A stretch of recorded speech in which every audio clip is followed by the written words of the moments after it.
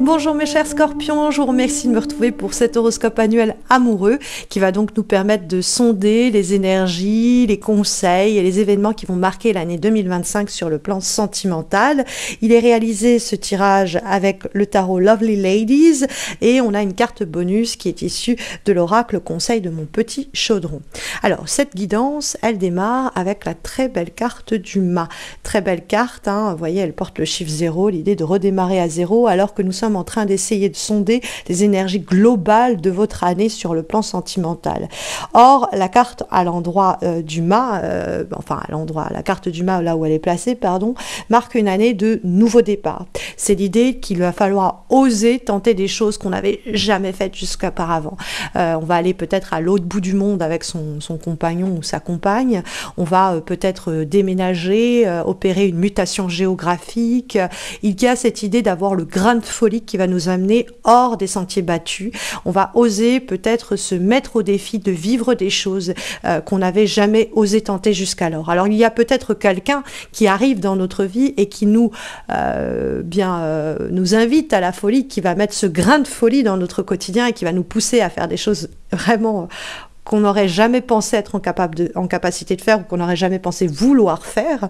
Et donc la carte du mât, il y a cette idée comme si on faisait une seconde adolescence, quoi, comme si on connaissait un renouveau sentimental. On va oser sortir des sentiers battus, de notre zone de confort, prendre des risques, explorer des territoires inconnus. Il y a vraiment cette idée d'une grande liberté, alors pleine d'incertitude et un peu d'inquiétude parce qu'on sort des schémas habituels, mais il y a cette idée de s'ouvrir à une nouvelle expérience et que cette énergie, elle va vous permettre de sortir de vieux schémas, de vieilles dynamiques et d'être plus spontané et d'aller à la rencontre vraiment de l'inconnu. Alors l'inconnu, ça peut être une personne, l'inconnu, mais ça peut être l'inconnu ensemble, c'est-à-dire on va être amené à vivre des moments surprenants à deux ou à rencontrer des personnes qui ne ressemblent en rien à ce que nous avions rencontré jusqu'alors.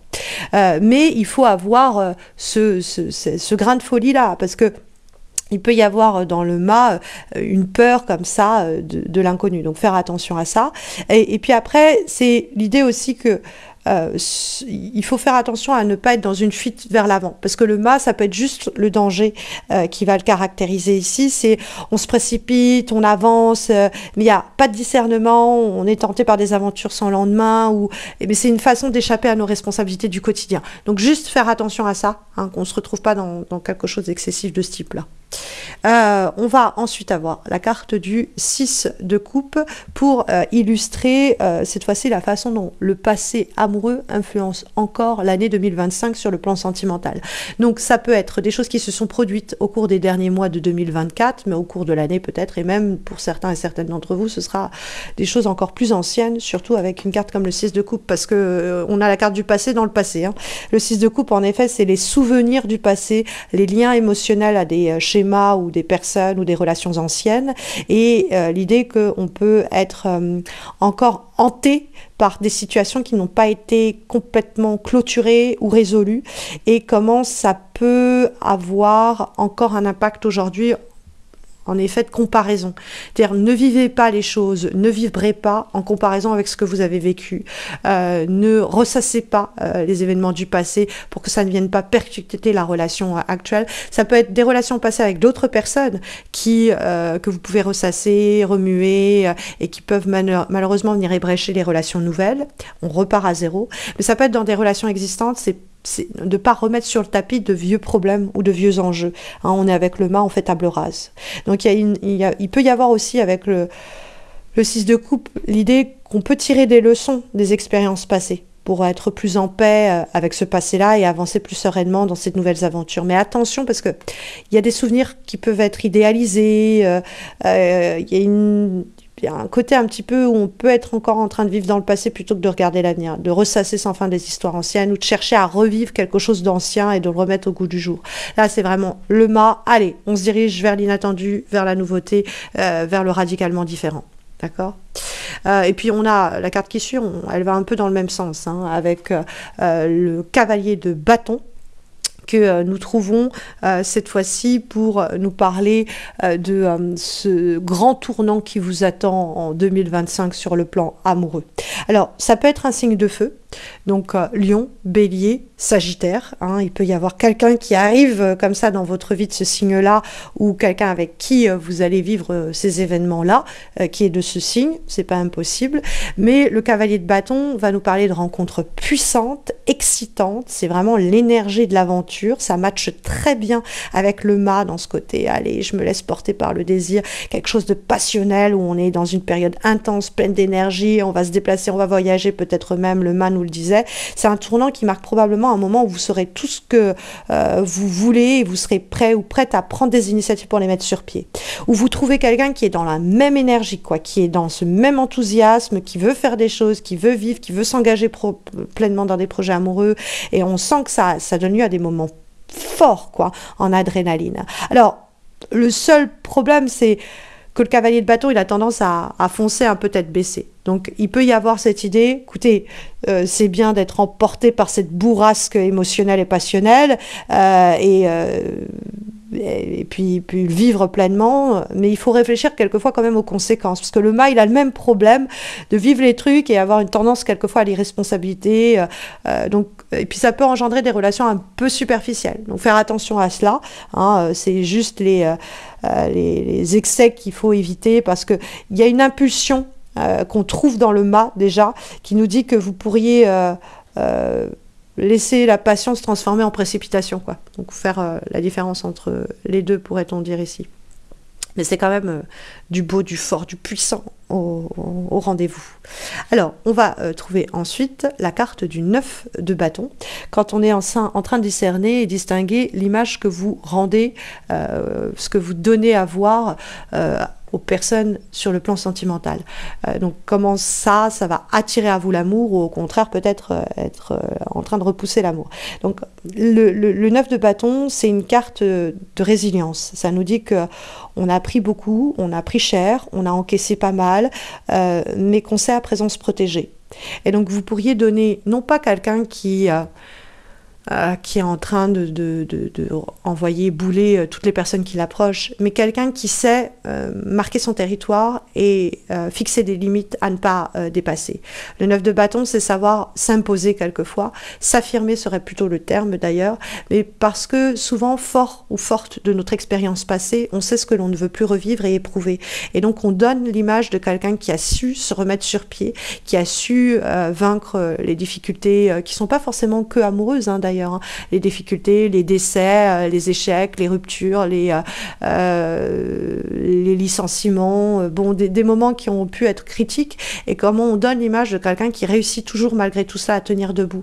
Donc quelqu'un de fort, quelqu'un de forte, et puis quelqu'un du coup à qui on ne va pas imposer aussi des choses, qui cherche voilà une sorte de respect mutuel, parce qu'on sait se protéger, on sait se défendre. Et du coup le 9 de bâton, c'est voilà, être dans une position d'affirmation de soi sans pour autant être dans une situation où on donne le sentiment de repousser les autres, quoi, hein, de ne pas être trop fermé sur la défensive, histoire de ne pas donner le sentiment aux gens que vous érigez des barrières émotionnelles, hein, juste faire attention à ça. Mais pour les personnes qui avaient du mal peut-être à se faire écouter, à se faire respecter, c'est pas mal. Et puis pour les personnes qui ont pris des coups, il y a cette idée que les gens vont ressentir qu'il va pas falloir vous en mettre de nouveau. Et alors vous avez une carte ensuite qui est vraiment puissante, surtout quand on sait qu'on a le mât pour démarrer et qu'on a la maison Dieu pour terminer, parce que cette carte de la Tower, de la tour, elle annonce un changement radical. Sauf que là, on est en train d'essayer de comprendre les résultats potentiels de votre année amoureuse 2025. Et donc, ça nous dit qu'il y a un déménagement en vue. Je vous en parlais avec la carte du mât. Je vous disais qu'il y avait peut-être ici l'idée de mutation, et la carte de la maison Dieu, elle nous parle de déménagement. Donc pour les couples, les personnes en relation, il y a peut-être quelque chose à ce niveau-là qui va en résulter. Et on le pressentait peut-être pas d'ailleurs, hein, c'était pas anticipé, ça se produit comme ça, quoi. C'est en tout cas un bouleversement dans vos relations. C'est une rupture nécessaire avec des schémas anciens. Il y a cette idée, il y a un avant, il y a un après. On détruit ce qui était en train de s'effriter et on reconstruit. Il y a une prise de conscience importante qui remet en cause vos croyances, vos comportements amoureux, qui nous permet de relancer les choses. C'est terriblement catalyseur, hein, la carte de la maison Dieu. Et c'est terriblement profitable pour les affaires qui vont suivre. Donc il y a une libération émotionnelle émotionnel, il y a un renouvellement profond dans vos relations. Vous êtes capable de reconstruire sur de nouvelles bases. Des fois, il faut détruire. Sinon, 9 de bâton, savoir se défendre, se protéger, pousser une gueulante quelquefois pour remettre les choses à plat et ne pas continuer à persévérer dans des situations, relations toxiques. On a cette idée de crise qu'on ne doit pas ignorer. On ne doit pas résister au changement aussi. Même si c'est très intense, ça provoquera plus de tension qu'autre chose que de résister à cela. Donc la Maison Dieu, attendez-vous presque à une révolution, quoi, dans votre manière de vivre les aventures amoureuses et votre manière d'agir, de réagir. Vous pourriez ne pas vous reconnaître, mais de façon positive, c'est-à-dire, waouh, je savais pas que j'avais ça en moi, que j'en étais capable. Et puis on a un dernier conseil qui est issu de l'oracle conseil de mon petit chaudron et qui est le message suivant: tout ira bien. Ça m'amuse parce que avec la carte de la Maison Dieu qui vient tout bousculer et bouleverser, le mât qui se lance dans des choses complètement inédites et inattendues, le 9 de bâton qui essaye de se protéger, mais il y a la bourrasque du cavalier de bâton qui l'emporte, et puis il y a les situations passées qui nous perturbent encore, qu'on vous dise: vous inquiétez pas, ça va bien se passer. Je trouve ça intéressant, quoi. Il y a cette idée avec cette carte bonus là de vraiment une invitation à rassurez-vous. Ça va secouer, mais rassurez-vous, vous avez le parachute, rassurez-vous, vous allez retomber sur vos pattes. C'est vraiment, il y a des transformations, mais vous êtes soutenu, vous êtes guidé. Tout ce qui doit être démantelé, déconstruit, détricoté, changé est nécessaire pour votre évolution. Et cette carte, elle vous rappelle que c'est temporaire, et que même s'il y a crise, même s'il y a bouleversement, c'est passager, et ça apporte une plus grande paix, une plus grande clarté. Donc il ne faut pas avoir peur des changements qui viennent, même si c'est perturbant, il y a vraiment cette idée: allez, ça vous rapproche d'un mieux-être ensuite, même s'il y a des zones de turbulence éventuellement en vue quand on voit cette tour et cette Maison Dieu. Donc mes chers scorpions, on a une année vraiment de transformation puissante, parfois peut-être un peu déstabilisante, mais nécessaire pour avancer. Avec le mât qui vous invite à sortir de vos anciens schémas, à vous ouvrir à nouveau possible, ce que le 6 de coupe aussi invite à faire, avec la Maison Dieu qui montre un grand bouleversement qui est après moi, mais qui est vital pour votre évolution amoureuse, avec ce cavalier de bâton qui annonce une passion débordante, même si vous êtes vigilante avec le 9 de bâton pour vous protéger, et avec le 6 de coupe pour ne pas reproduire les influences passées, les situations passées. On a cette idée de résilience du 9 de bâton ensuite qui permet de surmonter les obstacles, et puis l'idée que vous inquiétez pas, c'est lourd, c'est riche, c'est fécond, mais tout ira bien. Donc je trouve ça un petit peu joli quand même, ce dernier message.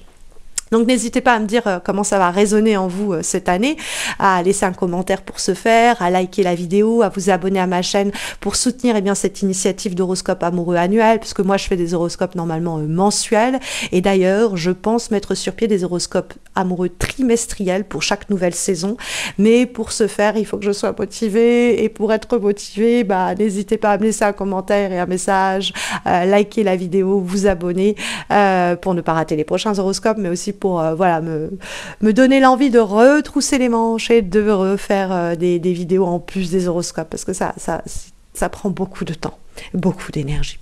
Donc voilà, j'en profite pour vous souhaiter de très beaux mois à venir sur le plan notamment amoureux, mes chers scorpions, mais sur le reste également évidemment. Je vous dis à bientôt, en tout cas je l'espère. Prenez bien soin de vous.